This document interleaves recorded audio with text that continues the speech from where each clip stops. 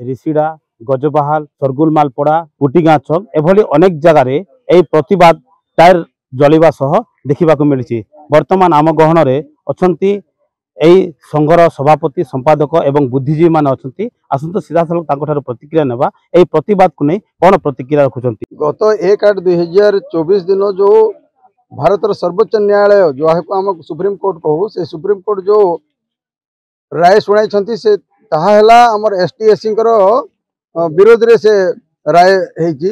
एणु से राय विरोध रे आम समस्ते एसटी एससी ओबीसी माइनॉरिटी समस्ते सर्वोत्तोलन जारी रखीचु। आज जो 21 तारीख जो आज आमर भारत बंद डाकरा रे आम समस्ते सामिल अच्छु। आ भारत बंद को केमती सफल करूँ तार आमर सफल केमती हेबू तार प्रयास आम जारी रखीचु।